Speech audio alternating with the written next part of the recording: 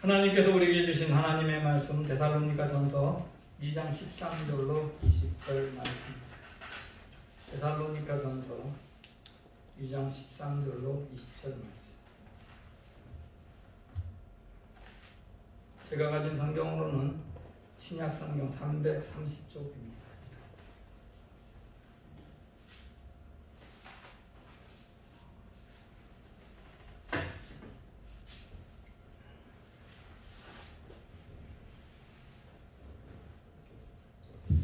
이러므로 우리가 하나님께 끊임없이 감사함은 너희가 우리에게 들은 바 하나님의 말씀을 받을 때 사람의 말로 받지 아니하고 하나님의 말씀으로 받음이니 진실로 그러하도다. 이 말씀이 또한 너희 믿는 자 가운데서 역사하느니라. 형제들아, 너희가 그리스도 예수 안에서 유대에 있는 하나님의 교회들을 받은 자가 되었으니 그들이 유대인들에게 고난을 받은 것 같이 너희도 너희 동족에게서 동일한 고난을 받았느니라. 유대인은 주 예수와 선지자들을 죽이고 우리를 쫓아내고 하나님을 기쁘시게 하지 아니하고 모든 사람에게 대적이 되어 우리가 인간에게 말하여 구원함을 그들이 임하여 자기 죄를 항상 채우매 노하심이 끝까지 그들에게 임하였느니라. 형제들아, 우리가 잠시 너희를 떠난 것은 얼굴이요 마음은 아니니 너희 얼굴 보기에 열정으로 더욱 힘썼노라. 그러므로 나 바울은 한 번 두 번 너희에게 가고자 하였으나 사탄이 우리를 막았도다. 우리의 조상이나 소망이나 기쁨이나 자랑의 면류관이 무엇이냐? 그가 강림하실 때에 우리 주 예수 앞에 너희가 아니냐? 너희는 우리의 영광이요 기쁨이니라. 아멘. 미국의 상담자 중에 아비라라는 사람이 있습니다. 이 아비라 박사가 신문에 누군가가 그 사연을 쓰고 상담하는 내용의 편지를 쓰면 그 편지 내용을 쓰고 내용에 대해서 말하고 상담을 해주는 일을 했습니다. 그러던 어느 날 15세의 한 소녀에게 편지가 왔습니다. 그 내용은 이런 내용이었습니다. 나는 불행합니다. 나는 공부를 할 수 있는 제 방이 없습니다. 부모의 간섭도 심합니다. 나를 믿어주지 않습니다. 나를 좋아해주는 친구도 없습니다. 좋은 옷도 없습니다. 그래서 나의 장래는 암담하기만 합니다. 이 글을 신문에 읽고 이분이 나름대로 자신의 상담의 글을 썼는데 그 뒤에 또 다른 소년이 13세의 장애가 있는 소녀가 편지를 썼습니다. 그의 편지는 이런 것이었습니다. 나는 걷지도 못하는 소녀입니다. 사람들이 보고 듣고 말하고 걷는 것이 얼마나 큰 행복입니까? 나는 걷지는 못하지만 다행히 보고 듣고 말할 수 있습니다. 그래서 보고 듣고 말하는 것으로 내 다리에 불행을 대신하려고 합니다. 나는 늘 감사한 마음으로 살아갑니다. 라고 답변을 했습니다. 그런 편지를 썼습니다. 이 편지가 15세 소녀에 대한 답이겠지요. 없는 것 바라보면 끊임없이 불행하고 힘들고 어렵지만 자신에게 있는 것 생각하고 바라보면 그것 때문에 감사할 수 있는 그런 사람. 탈무드에 그런 이야기가 있지요. 하나님께서 두 천사를 보냈다고 합니다.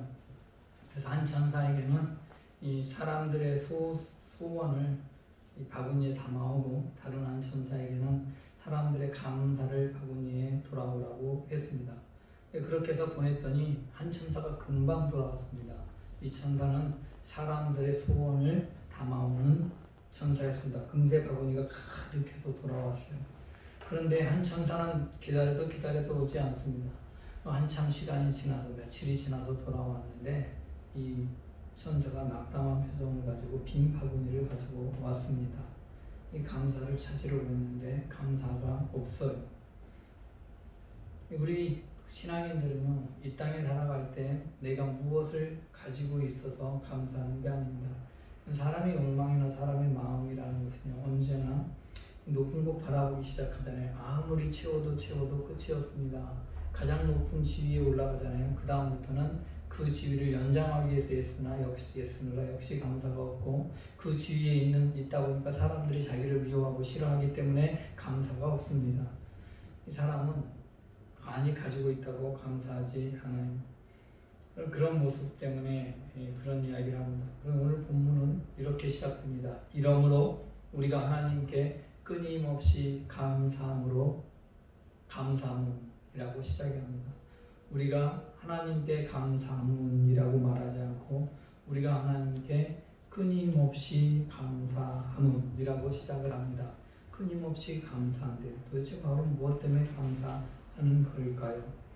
이 바울이 감사하는데 이 감사하는 내용 중에 특별히 데살로니가 교회 사람들 때문에 끊임없이 감사한다고 말하고 있습니다. 이 데살로니가 교인들의 감사, 도대체 그들 때문에 왜 감사하는가? 계속 말씀을 보니까 이렇게 되어 있습니다. 너희가 우리에게 들은 바 하나님의 말씀을 받을 때 사람의 말로 받지 아니하고 하나님의 말씀으로 받으니 진실로 그러하도다. 이 말씀이 또한 너희 믿는 자 가운데서 역사하느니라.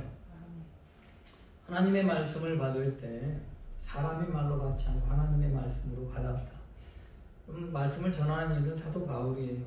사도 바울은 고린도 교회에 편지할 때 편지 내용을 보면 알겠지만 이 글에는 참 능력이 있고 좋은데 말에는 조금 조례했다 이렇게 기록이 되어 있습니다. 사실 말에 조례했다라는 것은 이 말솜씨가 없어서가 아니에요. 사실은 다른 데서는 말 잘한다라고 했어요. 그런데 이 말 잘하면 사도 바울은 좀 학문을 많이 배운 사람이에요. 그래서 아마도 사도 바울이 어떤 면에서 좀 학문적인 용어를 쓰는 경향이 있었던 것 같아요. 그러니 고린도 교회 같은 장사하는 사람들에게는 이 말이 좀 어울리지 않아요. 군인이나 장사하는 사람들이 있는 것은 어울리지 않죠. 당연히 말 잘했겠죠. 그런데 여러분요, 사람요, 이 말을 들을 때 잘하는 말을 듣는 것과 왠지 말에 능력과 위험이 있어 보이는 말을 들을 때 이 두 말이요 정말 차이가 있습니다. 말 잘한다고 해서 그 말 따르지 않습니다. 말 참 잘하네. 그러고 말아버리지요.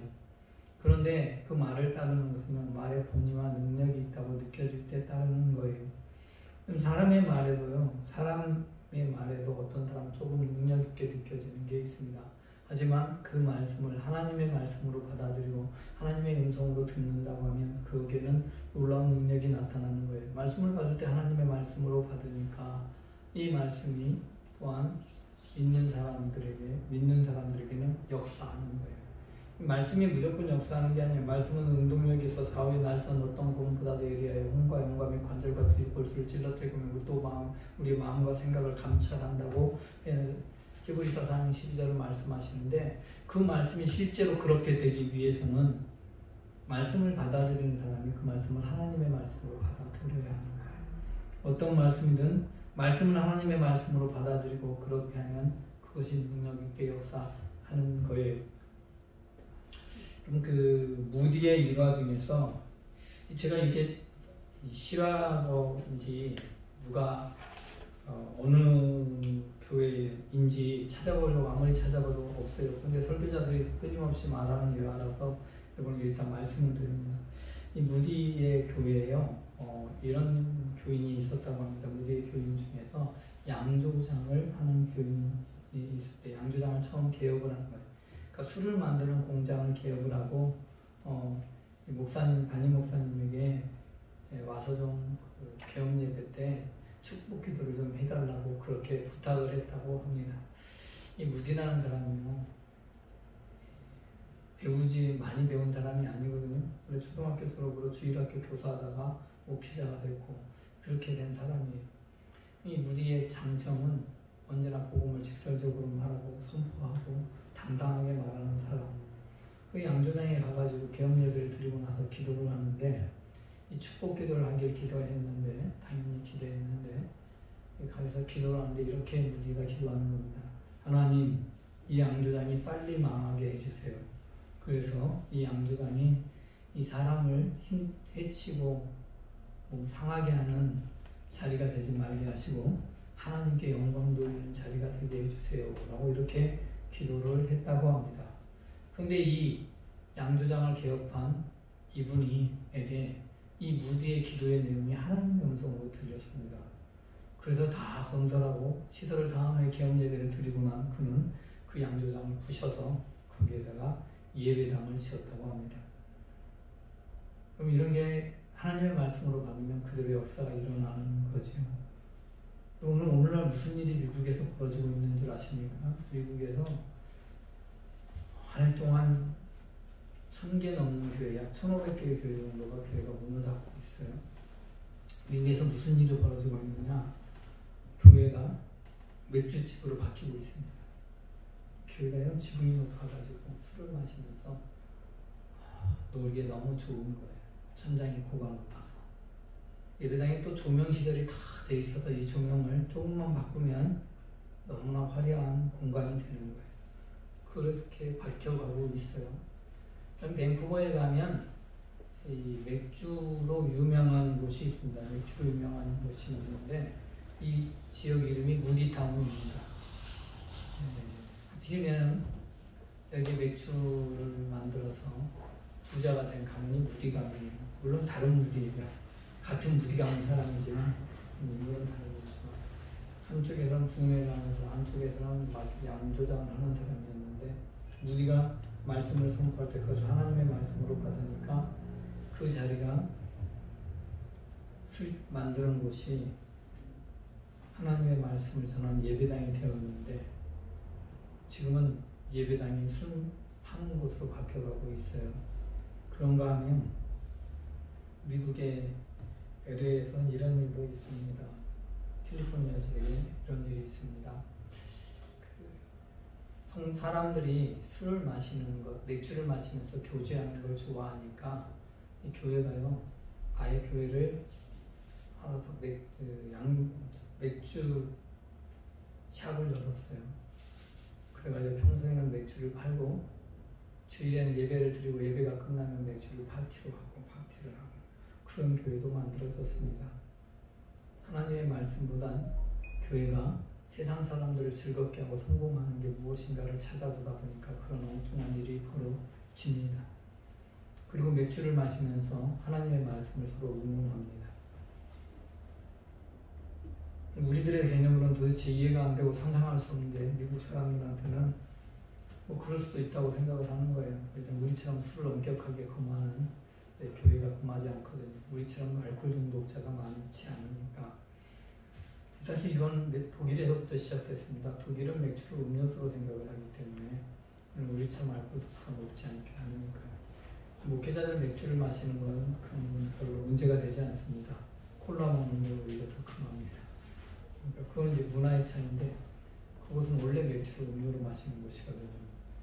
이제 그런 경우도 있지만 미국은 음료로 마시는 것은 아니고 맥주를 파티하면서 축제하면서 먹거든요. 물론 독일에도 맥주 파티가 있어요. 이게 하나님의 말씀이 하나님의 말씀으로 받아들여지면 향락의 공간이 말씀이 전해지고 영광 돌리는 공간으로 바뀌는데 하나님의 말씀이 힘을 잃으면 교회도 술집으로 변하는 일이 벌어지는 겁니다. 여러분 이 말씀의 영향력은 어디서부터 시작이 되느냐? 말씀을 받아들이는 우리가 말씀을 증거하는 목사가 하나님의 말씀으로 말씀을 증거하는 것이고 말씀을 받는 저와 여러분이 하나님의 말씀을 받을 때 그것을 하나님의 말씀으로 받아들일 때 거기에 역사가 일어나는 겁니다. 그렇지 않으면 아무리 말씀이 있어도 말씀의 능력이 역사하지 않습니다. 성경에 보면 그런 일이 있어요. 예수님께서 계실 때 예수 이름으로 귀신을 쫓아내는 일을 다른 사람이 했더니 쫓겨났어요. 근데 그 사람들 왜 해서 쫓겨나냐? 예수 이름으로 쫓아내면 귀신이 쫓겨나더라라는 걸 믿고 했어요. 그런데 또 사도행전에 가면 어떤 일이 벌어지냐면 예수 이름을 빙자하여 말하노니 떠나가라 라고 하니까 귀신들이 오히려 그를 더 괴롭게 했다. 스게야의 바들 나오면서 그런 얘기가 나와요. 그럼 도대체 두 사이에는 어떤 문제가 차이가 있었느냐?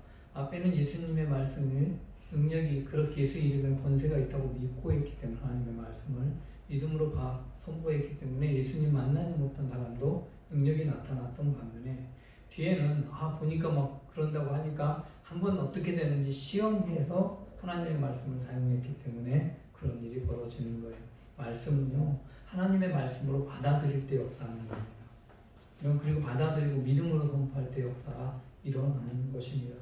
저와 여러분이 하나님의 말씀을 하나님의 말씀으로 받아들이면 그것은 얼마나 놀라운지 모릅니다. 말씀의 능력이 나타나니 감사가 넘칠 수밖에 없어요. 14절 말씀 함께 읽어봅니다. 시작. 형제들아 너희가 그리스도 예수 안에서 유대에 있는 하나님의 교회들을 본받는 자 되었으니. 아멘. 여기까지만. 유대에 있는 하나님의 교회들을 본받는 자 되었다라는 말은 예수 그리스도를 믿는 교회들을 본받는다 되었다 이 말입니다. 성전이 아니에요. 유대에 있는 성전주의자들은 오히려 예수님을 핍박했고 선지자를 죽이고, 밑에서 15절에 보면 유대인은 주 예수와 선지자들을 죽이고 우리를 쫓아내고 하나님을 기쁘시게 하지 않고 그랬어요. 그러나 그 유대에 있는 하나님의 교회들은 어땠냐? 핍박을 받으면서도 믿음으로 이름을 지키고 하나님을 계속 따르고 있었어요. 예루살렘은 일찍부터 핍박이 있었거든요. 그런데 데살로니가 교회가, 다른 교회들은요 바울만 핍박했지 교인들이 핍박받는 일이 없었어요. 그런데 이 데살로니가 교회에 핍박이 있었어요. 나중에 고린도 교회에도 그 바울에게 회당을 빌려줬던 이들이랑 소수에게 핍박이 있어요. 근데 그런 핍박이 있었는데, 이 데살로니가 교회에 핍박이 있었는데 이들이 유대 교회처럼 핍박 중에도 전혀 배교하지 않고 하나님 떠나지 않고 그들의 본을 따라 하나님을 끝까지 믿고 따르더라. 이 세상의 영광 구하지 아니하고 세상에서 고통과 고난을 당한다 할지라도 예수 그리스도를 붙잡고 끝까지 서 있더라. 그것 때문에 감사해요. 여러분, 이 세상에 감사할 것 중에 최고의 감사가 뭐냐? 하나님 떠나지 않는 게 최고의 감사예요. 내가 하나님 떠나지 않는 게 최고의 감사고, 그 다음에 나를 통해 복음을 받아들인 이들이 하나님 떠나지 않고 붙들려 있는 게 감사할 일입니다. 코로나 바이러스 중에도 긴 시간 예배를 드리지 못했지만 예배가 회복되는 그날에 돌아오는 게 하나님 그것이 얼마나 감사한지 모릅니다.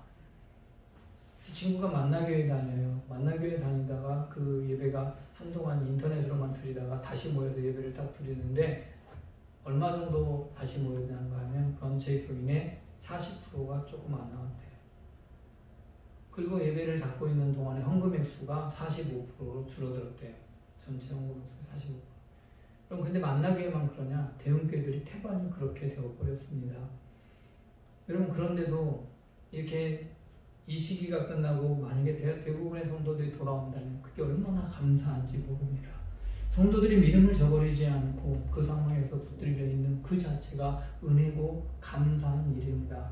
여러분, 그 일에 감사할 수 있어야 되고요. 여러분, 저희 교회 성도들이 돌아오는 주일에 함께 나올 수 있는 것, 그것이 얼마나 감사한지 모릅니다. 하나님께 그것 때문에 영광 돌리고 하나님을 기쁘시게 할 수 있는 믿음의 사람 되시기 바랍니다. 이 세상의 모든 사람들이 하나님을 떠나도 우리는 떠날 수 없습니다. 왜냐하면 하나님은 우리를 구원하시기 위해 자신을 내어주시기까지 하신 분이시니까요. 생명 주고 피값으로 사는 게 저와 여러분인데 그 은혜를 어떻게 저버리고 떠날 수 있겠습니까? 우리가 잠시라도 그래도 없습니다. 우리 몸은 비록 떠나 있을 수 있지만 우리의 마음은 하나님 떠날 수 없어요. 이 사도 바울이요, 데살로니가 교회 가고 싶어도 못 갔어요. 왜냐면 복음을 전하다가 유대인들이 와가지고 방해돼서 빨리 떠났는데 3주 복음 전하고 떠났거든요. 그 다음에 계속 유대인들이 방해를 하고 있어요. 그곳에 핍박도 일으키고 그렇기 때문에 돌아갈래야 돌아갈 수가 없었어요. 그 17절 말씀, 형제들아 우리가 잠시 너희가 떠나는 것은 얼굴이요 마음은 아니니 너희 얼굴 보기를 열정으로 더욱 힘썼노라. 그러므로 나 바울은 한두 번 너희에게 가고자 하였으나 사탄이 우리를 막았도다. 가고 싶어도 갈 수 없어요. 아예 지키고 있으니까 들어갔다가는 가기도 전에 잡히게 생겼으니 갈 방법이 없는 거예요. 그런 상황에서 편지를 보내고 그렇게 하고 있는 상황, 그렇게 자신을 말합니다. 그 다음에 그럼에도 불구하고 감사가 되는 것은 우리의 소망이나 19절 말씀하겠습니다. 시작. 우리의 소망이나 기쁨이나 자랑의 면류관이 무엇이냐? 그가 강림하실 때 우리 주 앞에 너희가 아니냐. 이 데살로니가 교인들의 모습 때문에 그게 바울에게 면류관이 됩니다. 자랑의 면류관이 됩니다. 소망이나 기쁨이나 자랑의 면류관. 여러분, 천국에 가면 면류관 다 받는다고 그래요. 면류관 받는 거 맞습니다. 그런데 이 봉사님들이 조금 말씀을 잘못 오해해가지고 어떤 사람은 금면류관, 어떤 사람은 목금면류관이고 면류관을 쓰고 다닌다라고 생각을 해요. 여러분, 면류관은 왕관이 아닙니다. 굉장히 지금 착각한 거예요. 왕관이에요. 왕도요, 왕관 쓰고 계속 다니려면 기절할 거예요. 머리에다가 한 500g짜리만 얹어놓고 하루 종일 다녀보세요. 목 아파서 못 삽니다. 자기 무게보다 조금만 얹어도 힘들어요. 면류관은 마라톤 선수들이 마라톤을 뛰고 나면 딱 그런 올리브 나무를 엮어서 이렇게 올리브 가지를 엮어서 만들어서 쓰는 게 면류관입니다. 면류관은 영원히 쓰고 있는 것이 아니라 승리의 순간 승리하는 것을 나타내면서 찬양, 이렇게 박수치고 영광 돌리는 그게 면류관이에요. 그럼 그와 마찬가지로 하나님 앞에 나갈 때 하나님 앞에 나아가는 순간 그게 우리의 면류관이 되는 거예요. 우리의 삶 속에서 우리가 하나님 앞에 드려진 모든 열매들이 면류관이 되어서 하나님 앞에 쓰여지는데 하나님 앞에 보는 그 순간 하나님이 우리를 높여주고 하는 거예요. 여러분 그런데 면류관의 의미가 왜 중요하냐? 여러분 우리나라에서 마라톤으로 제일 먼저 우승한 사람이 누구예요? 네, 그렇죠. 우리나라 국적이 아닌 걸로 했을 것까지 다 합치면 송기정, 그죠? 근데 여러분 송기정을 다 기억하잖아요. 송기정을 다 지났는데 죽었는데도 송기정을 알죠. 그럼 그 다음에 송기정 이후에 누가 면류관을 썼을까요? 황영조 맞아요. 네? 황영조 맞잖아요. 황영조 맞죠? 황영조. 그 다음에 이봉주. 또 있어요? 그렇게 순서 맞을 겁니다. 그러니까 올림픽이요. 그런데요, 그 사람들이 기억하는 거예요. 면류관을 쓰고 나면 계속 내가 쓰고 있는 게 아니라 사람들이 아는 거예요. 사람들이 모두에게 알려진 거예요. 저절로. 아, 저 사람은 이런 면류관에 열매를 드렸어. 그러면서 하나님께 영광을 돌리는 거예요. 그게 면류관이에요. 내가 계속 받아서 갖고 누리는 건 아니지만 하나님 앞에 갔을 때 그것만 생각만 해도 기뻐. 면류관은 그런 거예요. 그 순간만 생각해도 기쁜 거예요. 천국 가서도 하나님을 처음 만났을 때 그 면류관 생각만 해도 기뻐요. 다른 사람 기쁘잖아요. 누구만 기뻐? 자기가 기쁜 거예요. 자기가. 그러니까 여러분 천국 가서요. 모두가 하나님께 열매를 많이 드린 사람일수록 천국에서 기쁨은 클 거예요. 아무리 지나도 그 순간을 생각하면 나는 더 기쁘다 이 말이에요. 이게 사도 바울의 기쁨이 무엇이냐? 데살로니가 교인들이 기쁨이었다. 그 순간 복음을 전했는데 그들이 흔들리지 않고 그렇게 했다. 이런 거죠. 사도 바울에게 야 네가 전도한 교인들 중에서 네가 전도한 세운 교회 중에서 어떤 교회가 기억이 나니? 라고 하면 당당하게 말할 수 있는 교회 데살로니가 교회예요. 그런 거예요. 여러분 밖에 나가가지고 너 어느 교회 다니니? 우리 교회가 뭐 그냥 할 것도 무슨 일 할 수 없으면 쭈삐쭈삐 말 못해. 되게 이제 우리나라 교회는 교회가 크면 말 잘하고 교회가 작으면 쭈삐쭈삐 그냥 개척교회 다녀 작은 교회 다녀 이렇게 말하고 말지요. 여러분 그 당당한 게 우리 교회 어떤 교회 다녀 너희 교회 어떤 교회인데 이런 일을 해 라고 당당하게 말할 수 있어야 하는 거죠. 그게 우리에게 자랑이에요. 그러니까 드러내서 자랑하기 위해서가 아니라 우리 교회가 하나님 앞에 하나님을 보고 바로 서 있는 교회다. 하나님 바라보고 서 있는 교회다. 그런 열매들을 맺어가고 있다. 내가 그런 열매를 맺어가는 일에 동참해서 함께 열매를 맺어가고 있다. 그럼 그렇게 말할 수 있어야 합니다. 하나님 앞에 갔을 때 그래도 그런 교회. 아무도 몰라요.